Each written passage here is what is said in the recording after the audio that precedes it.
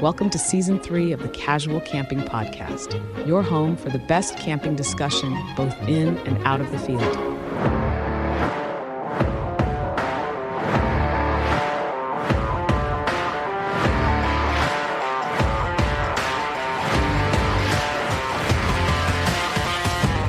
Here are your hosts, Tim and Aid. Welcome back to another Casual Camping Podcast. As usual, I'll be Aid for this episode.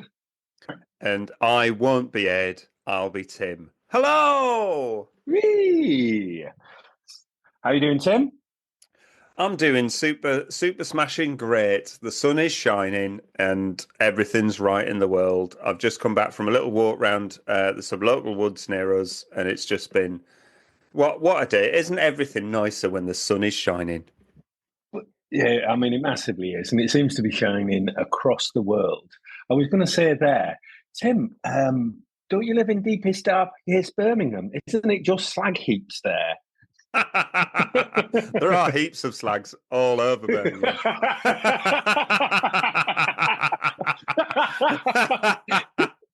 I actually live, and this will sound hilarious to a lot of people who don't know the area. I actually live in the Black Country. It is part of the UK called the Black Country, and if you tell people from the Black Country that they're from Birmingham, they're probably going to punch you. But they're very proud of the fact that they're in the Black Country, and famous for they made the chains and the anchor for the Titanic. That went down well, didn't it? Literally. Bit of a history. I see we're still doing our current up-to-date stuff. Yes. Apologies to 1910. Yeah. Apologies to anybody from Birmingham or the Black Country there. I'm glad it's not just me that butchers accents. I tell you. But at least we try, Tim. At least we try. We do. But yes, I am in deepest, darkest, the Black Country, and but the sun is shining. Even in the Black Country, the sun is shining, and there is blue sky. I'm looking out the window now, and it's blue, and it's just great. You know, it's still a bit chilly on a night. You know, I had to scrape the car yesterday morning to get the ice off to go to work, But you know what? It's camping. You know, you and I, we camp anyway, don't we? All year. Well, I don't at the moment, but you know, ordinarily we camp all year round. But for most people, a day like today really starts to get your camping senses twitching, because it's like the sun's out, it's blue sky. I want to go camping. Tim, when's the camping embargo finished on you? The great camping embargo of 2025. Tim's God. On countdown. I'm so close. I'm so close. So actually, listeners, if you're listening live to this episode, and they, as you know, they always go out on a Friday morning. This episode is going out, and I am putting stuff in my car, and I am going out to the camping field. So I'm finally, I'm released out into the wild, and they're taking my I was going to say my microchip off me. That makes it sound like I've got some kind of tag around my ankle and I'm not allowed to leave the house for some kind of illegal reasons. It's not that at all. Regular listeners will know I've been quite unwell. Tim's been chipped. They know where he is at all times. But no, we're recording this earlier in the week, but yes, at the end of this week, on the day that this episode goes out, on Friday, I am literally loading up the car. By the time most people are listening to this, I'm probably already heading out and driving somewhere to meet you crazy fool. Yeah, we're going to be crazy like a fox, camping in Leicestershire, and that's another up-to-date TV reference there. Crazy like a fox. Massively, yes. Crazy like a fox. So yeah, we're going to be in Leicestershire, somewhere new campsite to both of us. And I was looking at the weather today, and it's wonderfully sunny today, wonderfully sunny tomorrow, wonderfully sunny on Thursday. And yet Friday it's going to be cloudy. So apologies, everyone. It's because me and Tim are going camping that the sun goes in. Yeah, I checked the weather as well, and it's like sunny today, sunny next day, sunny next day, 70% chance rain on Friday. But then, you click on it and it goes, and when you go into it in detail, it goes, actually, it's like 70% chance rain at about 5 in the morning. And then it's like, and it's just like, oh, well, why did you say 70% chance rain for all day when it's like a little bit in the morning? So I think it's going to be fine. But we're going camping in some woods. So it's a hip camp site, which are sort of ethically sourced camping. They used to be cool camping, didn't they? But they're now hip camp. I don't know why I'm thumbs upping you.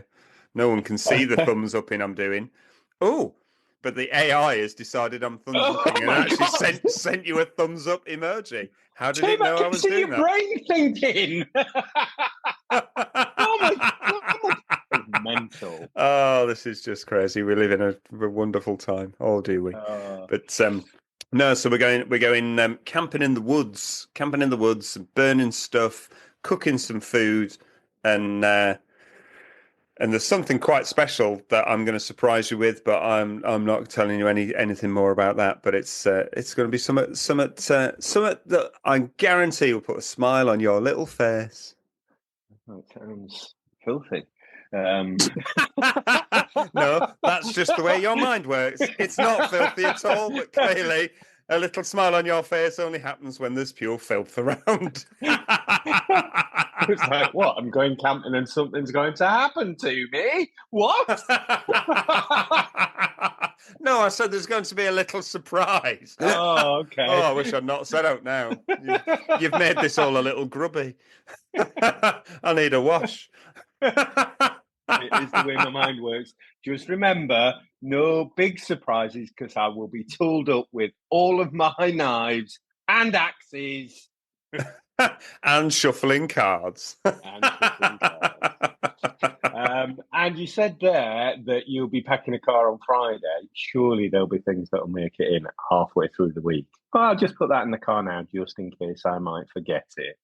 Well, I'm on a day off today, so I've already been in the garage and I've made a little sort of pre-packing pile of stuff. Yeah, and I'm also off. I've got to go to work tomorrow, annoyingly, but I am off on Thursday as well. So Thursday is my main planning day.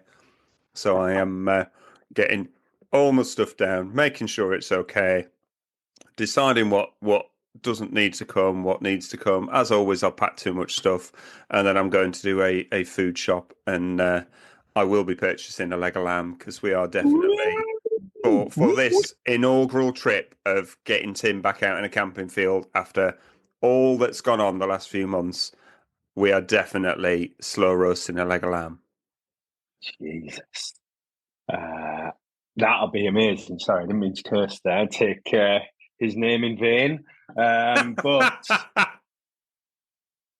please make the weather good. Please.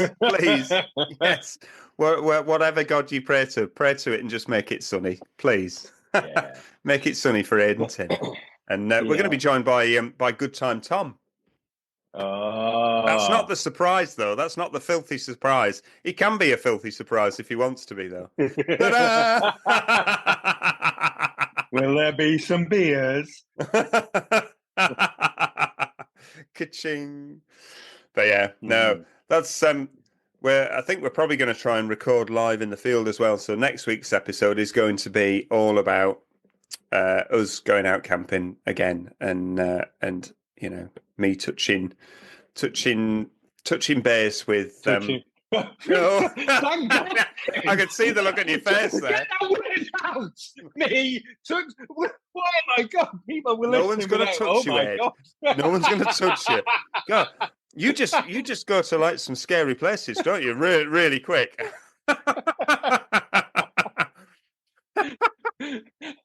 Touching my stuff? No, nobody will be touching me stuff. My stuff. I can play away and pack it and touching myself. No, it's a different podcast. Touching me, touching you. Sweet. No, we can't sing. No, we can't sing. No. We're not allowed to sing, and we actually can't sing. No one wants to hear that. No one wants to hear that. Friday, there might be some singing. Get your vocals tuned up. Good time, Tom. There's going to be some karaoke, I'm sure. We're going 2 nights as well, aren't we? 2 nights. 2 nights, yeah. 2 nights in a field. 2 nights in the woods. Guess what? I've got a load of stuff from Winterwell that I need to do an unboxing for. So there might be some videos following that stuff. Maybe, we could just do an array of platform kind of stuff. We could. It could be a whole weekend of creating content. But we need to do that early on in the day, because once the beers get cracked, the content quality is just going to go right down. And to be honest, it's not high quality stuff anyway. To me, to you, Tim. To me, to you. Although I have to say, I'm really surprised by last week's episode. It's Were you surprised or surprised? Did I say surprised?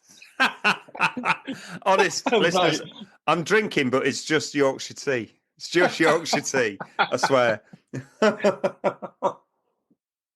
I am surprised by I'm surprised by last week's episode. Chairs. Who knew chairs would have been such a successful topic? And I've got to take my hat off to you if I was wearing a hat. It's totally your idea to do chairs. But it got a load of people talking on socials. Yeah. It got a load of downloads, and one of our content things has had thousands and thousands of views, which we don't normally get that, do we? Well, we don't. But it is such an interesting topic when you start to think about it, because you just, we've all just picked up a chair. And I've even gone camping with a stool one time, and I was thought, oh, this isn't relaxing. Just perched on something, you can't say stool to a nurse without us thinking of like bowel movements. Moving on. We're not toilet friendly. Sorry, carry on. Yeah. But once you get thinking about it, you do go, oh yeah, I am quite pernickety about my chair something. Pernickety. You never. I'm in the doghouse. I'm in the doghouse, Tim. Why? Because these turned up. What are they? They are things that gave the game away. So these are armrests from my new chair that hasn't yet turned up. Oh and no! She was like, "What are they?" I was like, I couldn't think of it. The paddles, or no, the chair armrest. She was like, "Have you bought a new chair?" Like, well, that'd have been quite good if I could have hidden it, because the chair turned up before the armrest. But no. Oh man. So you're in the doghouse because you bought armrests for a chair you don't own yet. We've not even talked about the chair that's coming up, but she now knows that it's coming. That's like, we can't talk about it just yet. She's gonna be cross. She's going to sit in the chair and she's going to go, "This is a really comfy chair," and then you're going to have to buy another chair, and then you're going to have to buy some more armrests. Yeah. Well, I could go, "I've bought you a chair, but I'm taking it when I go camping." She doesn't go camping as much. No, she doesn't go camping. She doesn't go camping very often. It's yeah. Good old stuff from that there China. They sent the armrests super fast delivery, and the chair's on its way in a boat somewhere. Well, apparently it's made it through customs, but hey, cool. Just forever excited, and I've had it's been a good spring for new stuff. Yeah, you have like second Christmas, don't you? Which is like your birthday. So it's like when everyone else is all like dry January and depressed, you're like, It's my birthday. I'm getting drunk. I'm buying stuff. I'm getting presents. Yes, yes. Which And is that cool. continues over into February, and quite often, now it's March. Well, thank you, Caravan and Camping Show. You've had an effect. Well, yeah, it's been quite nice actually. I've had a load of stuff turning up. So the cool box has arrived that I bought. The Dometic cool box that I bought has turned up, and it's really great. I'm Oh, bringing that away when we go camping. And smashing. the windbreak, less exciting, but actually it's really nice because it's a huge windbreak. That's turned up today. I'm not bringing that camping because we're camping in the woods and we shouldn't need a windbreak. So I'm I was not. going to say, I mean, you could bring it and we could annex off Good Time Tom, unless he brings the good time. Yeah, if it's grumpy time, Tom, then we'll annex him off.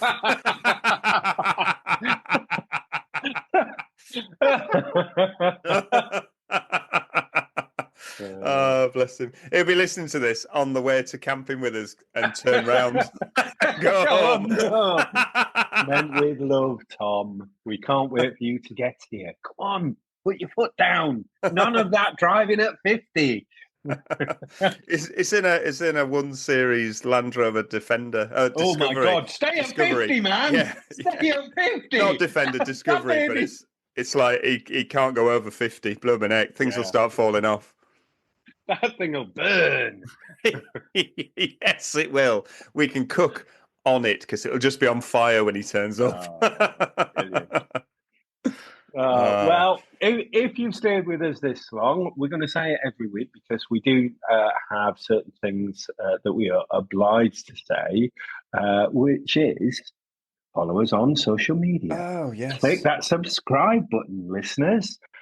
Tell your friends about us. Those people that are staring at you because you're giggling along with us, they want to know and share the good times. And we really appreciate it because we do this for subscribers and we do it for ourselves. And, if you don't want to tell those people who can see you laughing, just get Casual Camping Podcast tattooed on your forehead because that'd be great. We didn't tell joking, you. Listeners. I'm only joking. Don't actually do that. Don't actually do that. But if someone wants to draw it on their forehead with a biro, that would be really funny. Yeah. What are we? What are we talking about today, Ed? What are we talking about? We're talking nonsense as we always do. But if you're thinking about the subject that we want to talk about, we're talking about. Oh, you've just turned your microphone off.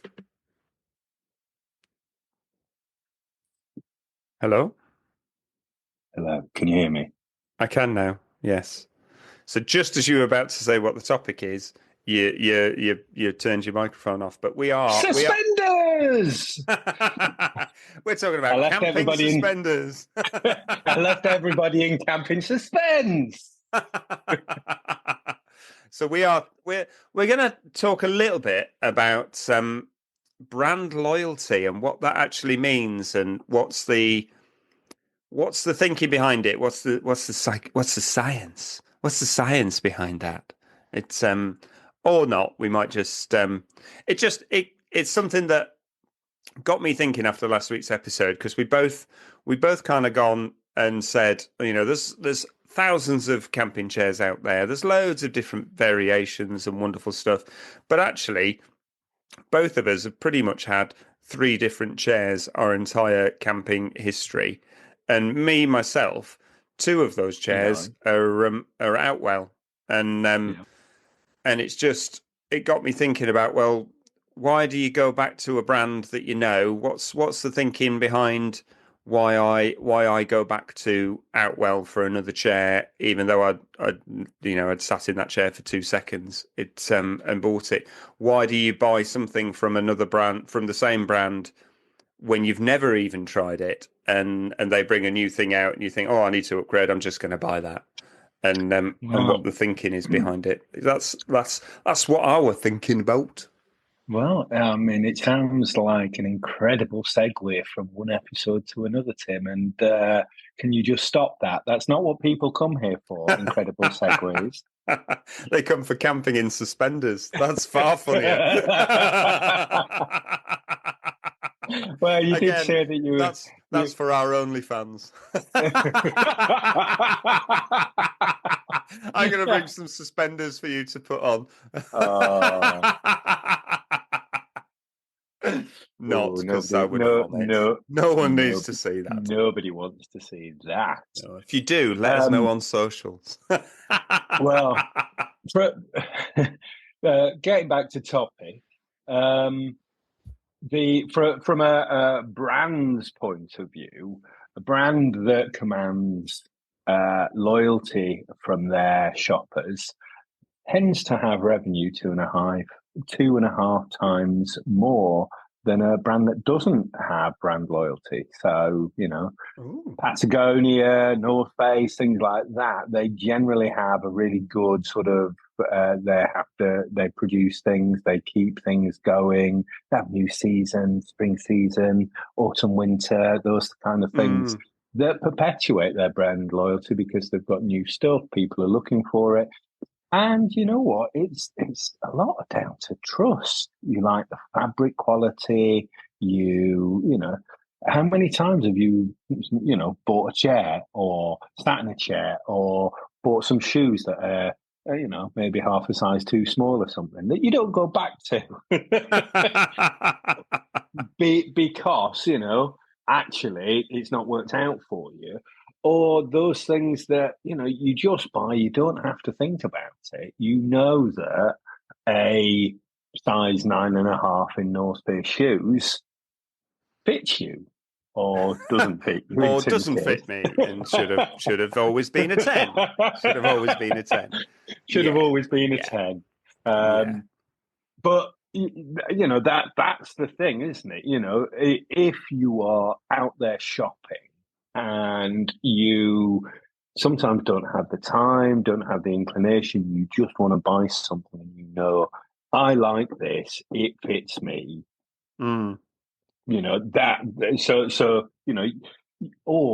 you do want to shop around, price might be a consideration and I'm like a marketing person's dream. Oh, what? It's an extra £50, but it's got this sewn into it, and you're going to look this kind of cool, kind of what? Yeah, okay. There'll be no surprise to our listeners that the brands that I like are Yeti, Patagonia, Fall Raven. The list goes on. I'm disgusted with myself, listener, because I don't have an unending amount of funds that allow me to go and do this. It is something that I love. It is my passion, is camping, and I do like those things. And, actually, whether you like those brands or not, those brands that spend a little bit more, that are a little bit more expensive, have that influence on other people, other companies that then go, well, we could do something like that, but we're going to do it cheaper, or, we're not going to use the same materials, but, you're going to get the same look. So yeah, that brand loyalty, I think, is... Well, I think back to my stove history, and years ago, I bought one of the original Jetboil PCS systems, personal cooking system. So before they did all the other, where pan fits on top of a burner that fits directly on top of a canister, and they were like the first ones to do that. Their first one they did was the PCS, and it was just a fantastic. Oh gosh, I used the banned word. We won't use that word again. It was just a brilliant, innovative piece of kit, and I loved it for the look of it. But then I used it for about 13 years, and it went on every camping trip, and it went up mountains, and it's I've made cups of tea on top of mountains with it. It's gone all over with me. Did that until Actually, it was still working. I'd replaced the piezo ignition thing in it a couple of times because it was a decent piece of kit that you could actually, do things like you could replace the bits that might wear out. Yeah.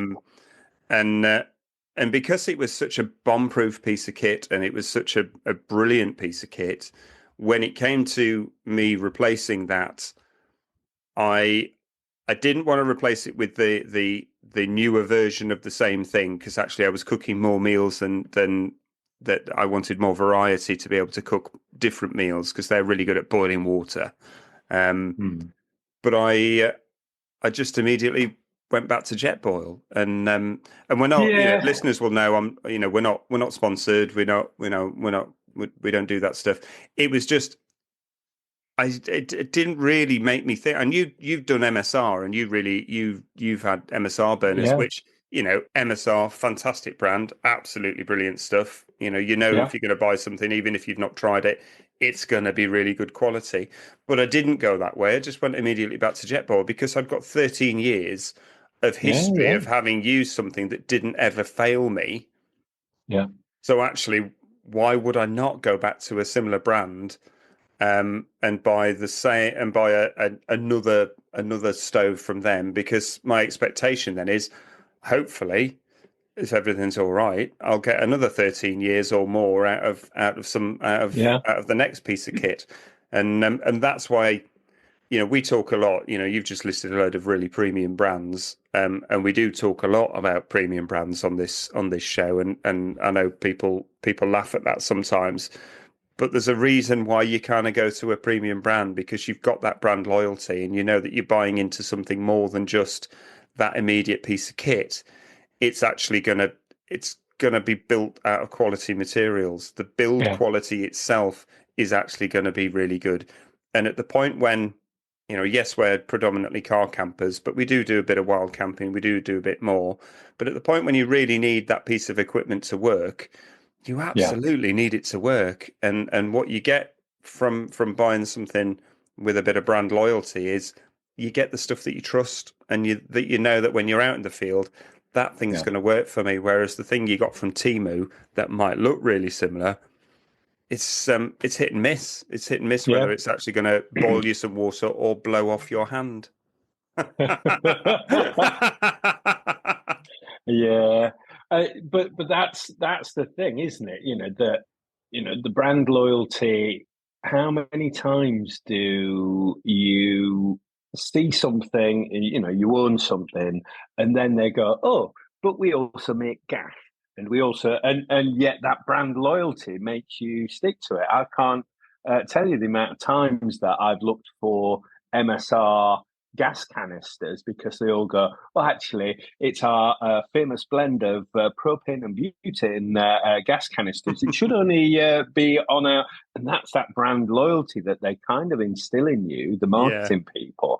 I'm like a robot with these things. I was just like, oh, yeah. And I was just thinking when brand loyalty can go really wrong. I think there was a very famous picture of Daniela Westbrook, who had gone out, and she was pictured in Burberry, a very famous big brand, but she had a Burberry coat, she had a Burberry scarf, she had a Burberry handbag, she had a dog wearing a Burberry jacket, and she was pushing a Burberry This is like me with Yeti, and I think, yeah. I'm not sure what your point here is. There, no, I'm just like, oh my god, I'm going down the Jacob's ladder of like, oh my god. Oh god. Well, you know what I mean, Yeah. Sometimes it's overkill. I'm a bit of a North Face tart, and I have gone out of the house more than once and realised every single item of clothing I'm wearing is North Face, and I'm like the ugliest North Face catalogue man. but I'm out there. Oh, Tim. Oh, come on. This is a face for radio. Cheers. Cheers. I was about to say this is a face for radio. Thanks. Surely our references are wireless, Tim. Oh, God. sometimes you just get it wrong, and you go a bit too you go too deep. You go too deep on one brand. Too deep on one brand. You do have to diversify. You do have to look at different things. It's But yeah, I know what you're saying. I do remember that picture of her pushing the stroller and everything. It was shocking. It was just too much. But I do certainly in my camping prowess of there is Yeti just about everything, but also peppered in with some nice old little wooden bits and finding things. Not all of my stuff. I'm a person that loves a bargain. Loves there are certain things that I do want to actually buy and spend the money on, and actually, we all look at them and go, oh, but there's some, I think the influence that some of maybe, whether it's fashion or camping stuff or whatever, the influence that has on other people.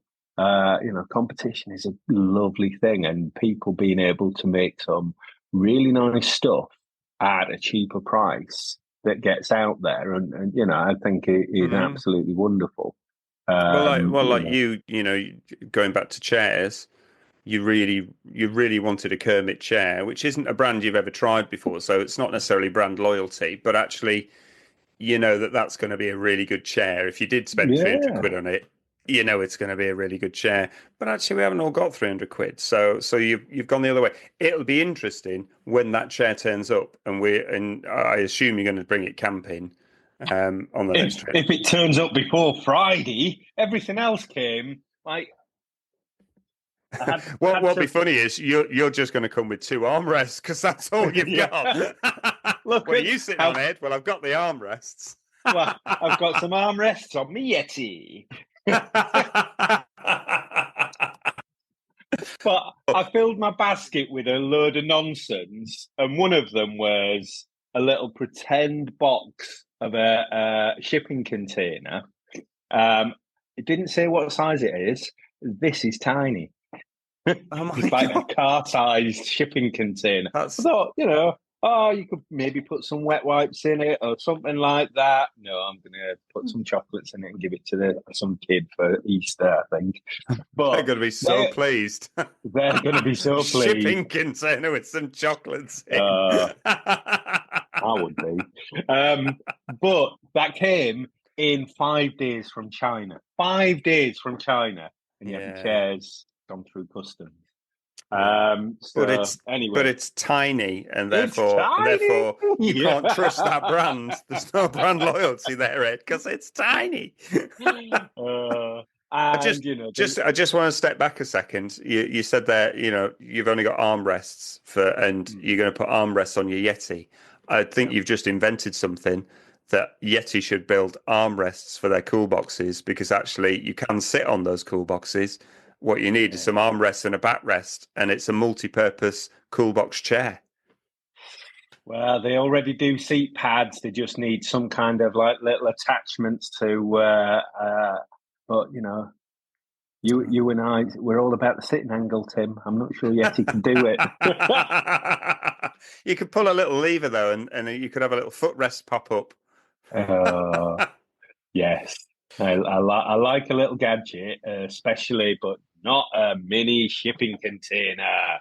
No, is it a giant aid or is it just perspective? You will have to take a picture of that, because that's like ridiculous. It's absolutely ridiculous. Put it on the socials. We'll get one of those giant containers behind us or in front of us. But yeah, no, I think the influence of brand loyalty, it's all about marketing, and the people that spend the money are those big brands that put it on the trail magazines, the internet. They're paying for Facebook. They're doing all of those things to get it out there in front of you. I don't think that creates brand loyalty personally. I think that creates trends, and I think that creates people wanting to be seen with those clothes or that item of equipment, something like that. I think brand loyalty comes from use and from long-term use. I think certainly from my point of view, if I've bought a piece of kit and I've had really good use with it, even if it hasn't lasted 13 years, if it's lasted, a good few years, and I feel like I've had my money's worth out of it, and I know I'm a tight-fisted Yorkshireman, but if I feel like I've had value for my money, and it's been something I've relied on it, it doesn't matter whether they do loads of promotion with their next piece of kit or they do next to no promotion with it. My stove with Jetboil is the Mighty Mo. That is not the one that they're promoting massively. They've got other ones that have now superseded it, and they do lots of promotion with those ones. This is the stove that actually I felt met my needs at that point when I was upgrading my stove. It's I think personally for me, I think brand loyalty comes from having used a piece of kit and or known somebody like yourself who I trust, who has also used that piece of kit and says, actually, I've had this for 5 years and it's been really good, and I've got everything out of it I needed to get out of it, and you can really trust it when you really need it to work. That creates like a brand loyalty much more than any kind of media campaign or anything like that. It's but, that's just me. No, I think you're right. I think for me, because I'm constantly searching. It's what I like to do. It's like, oh, look at that setup. Oh, what's that? Going and finding stuff and then reading about it. And I think you mentioned Jetboil there. There are a few companies that have changed the face of stoves and stuff. They did it with the Jetboil all those years ago that had such a massive influence, and they came out of nowhere. Really, it's so yeah, you get you get that brand loyalty from use, definitely, because you trust. Does it depend? And this is a question: does it depend on what it is? We're talking about stoves and we're talking about kits, but actually, when it comes to clothes and things like that, is it more about the fit that you trust? How many times have you bought a pair of shoes, Tim, say, and thinking that the 9.5s are a little bit loose, and they're not. They're actually a 9.5. Where I was going. But you know what I mean. You can, I bought Lily some North Face ones, some North Face boots a while ago. I got a 4, had to go up to a 4.5, and she's a 3.5 in just about everything else. So their boot sizes are a little bit tight sometimes for her feet. We're all different, and I'm sure that they are an exact. I'm not saying that they've got small measurements, and there's also those things. What do they call it? There's a term for aspirational sizing now, where. So a medium in the UK is actually a small in America. But actually now a lot of the things that come through your Temu and your other things are saying that they are smaller sizes because you aspire to go, oh, look, I've got into a medium. When in fact it's just the larger stuff. So there's those other things that are now going on that really mess with your head. Yeah. I have bought some Fjällräven trousers, and to be honest, I could class them as aspirational because I'm just a bit too fat for them. I'm hoping by next weekend when we go camping, I've lost enough weight to be able to get into them and do them up properly. But if I'm not wearing my Fjällräven trousers, it's because I was just too fat.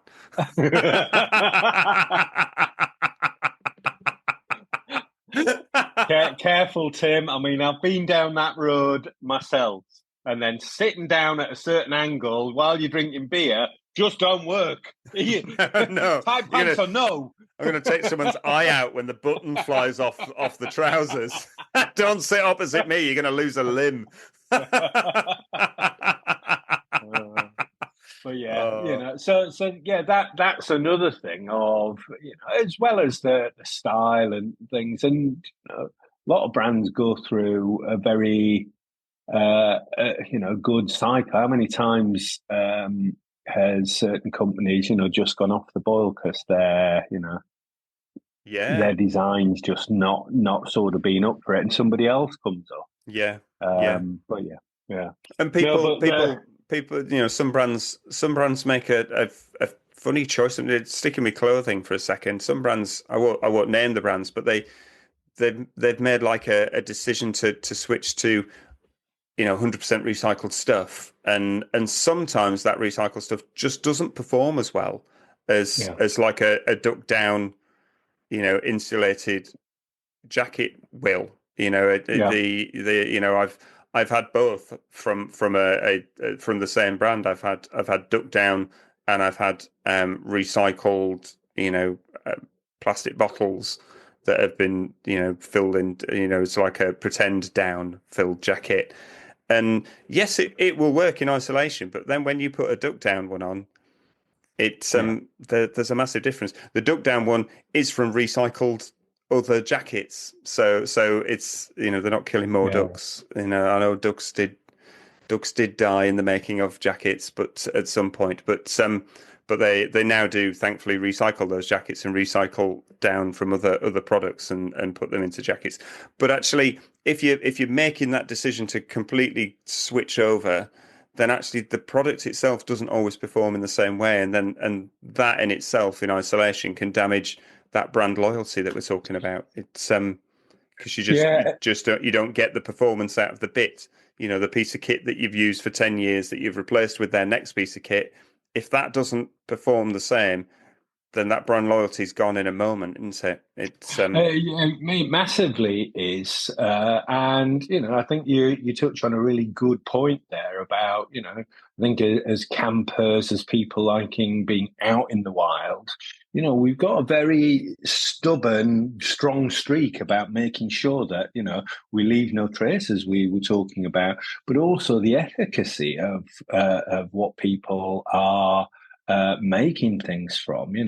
How many rivers are blue in India because of the gene dye that gets into them and stuff. There's all those other things which I think they've started to realize that actually recycled products and secondary use, so people like Patagonia can say, no ducks were killed in our duck down comes from something else, byproduct of other things. But I think that's the other thing that can, people, how many times have we bought stuff because actually we really like the efficacy of what they do? Although I'm struggling to think of those things right now, I know the recycling program from both North Face, Patagonia, quite a lot of places are getting into that second-hand market. Sort of brilliant video the other day of that absolutely knackered Patagonia down jacket where somebody had already patched it themselves, but they sent it back to Patagonia and it came out like new. Wow. They removed the other patches, they put it back, washed it, and it just looked brand new, with just a couple of subtle changes in the baffling and stuff. Wow. But replumped it, put some more feathers back in there and things. I have been thinking we need at some point to do a ethical camping episode. I think that's a solid idea, looking at those companies and what they're doing and what not just for equipment but campsites and everything else. I think we should do that. I think we should do that this year. We'll do an ethical camping. Oh my gosh, yeah. Add it to the list. Can we do an unethical camping as well? You could see where my mind was going. I was does that mean that we have to eat just vegetarian when we're there? Because I'm not sure. There will be sausages. I just want the leg of lamb, Tim. Just do the leg of lamb. Oh, cool. But no, I ain't got else to say about that really, other than that's why I stick with certain brands, because it's I've had tried and tested equipment with them, and I don't want my next piece of equipment to be a gamble. And that's how I view it, really. I just think I don't want to gamble with my hard-earned cash, of which there is not a lot. I don't want to gamble with a another brand that might blow my hand off. Yeah, definitely. I mean, for me, I flex. I'm all about the show and how it looks. The show. And yeah, so, that can be really cheap. I don't buy just everything that's really expensive. Like we were saying with the chairs last week.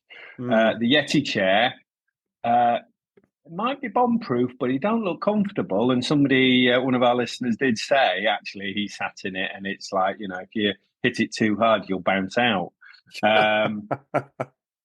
But it's that thing of something can just be, it's not just about price for me. I don't mind. I've bought too many things that can be rubbish and that you end up buying them a second time really quickly, and I find that's kind of wasteful for me. So that's just changed my sort of thing for, actually I want to buy once and know that that's it, and then also that I can, maybe sell that on, have a second-hand thing, get a decent price. So I'm recycling, if you think about it that way. That's a good thing. I'm recycling my chairs. Oh, thanks for this, Tim. I've come up with a good, plausible deniability in regards to the chair that may or may not turn up this week.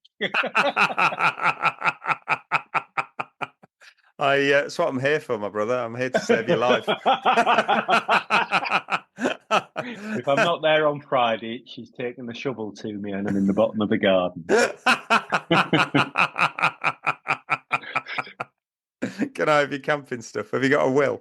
I do have a will. Most of it is left to my son, but he won't want it. He don't like camping in. I did offer to take him camping for his significant birthday and go, we do some of the places, or we could go abroad. And he went, well, abroad's abroad, isn't it? Let's go abroad. The ungrateful toe rag. He's not stupid. He's not listening either. No. Oh God. No. It's yeah. No. I will. If anything bad happens to you in the future, I will. Obviously I'll grieve, but I will also be round straight away to break into your sheds. Yeah, I mean, there's some valuable stuff there. Lily will just give it away. So, Oh my gosh. Yeah. In this, get out of my shed. There'll be her shed now, and my sheds. Your sheds. For here until eternity, they will be forever named as Eddie's sheds. And on that bombshell, it's there was just one thing I was going to throw up to the listeners. We did something on socials this week because some of you have noticed that we've dropped the minute mindfulness from the end of the show for season 3, and for no other reason than we just dropped it. We did a bit of a poll, and some people said they wanted it back. If you want it back, let us know on the socials, and we'll consider putting it back in. Just let us know. I think that's the thing. We're here to surprise you each and every week. Who knows what's going to happen, Tim? Do we do a minute mindfulness? You could just finish listening to it and then take 5 minutes for yourself, thinking, "Oh, that was brilliant." Listening to Tim and Abe's dulcet tones while going to sleep. You weirdos, you nutters.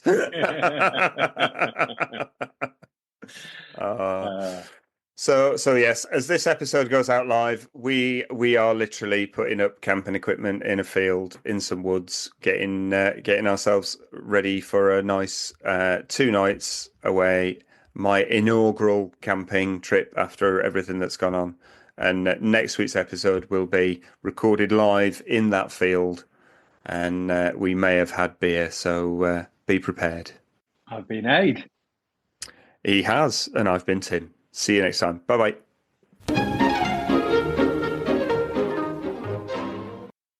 Casual Camping Podcast accepts no liability and does not officially recommend any products or endorse any techniques discussed in an individual podcast episode or shown on Casual Camping Podcast social media accounts.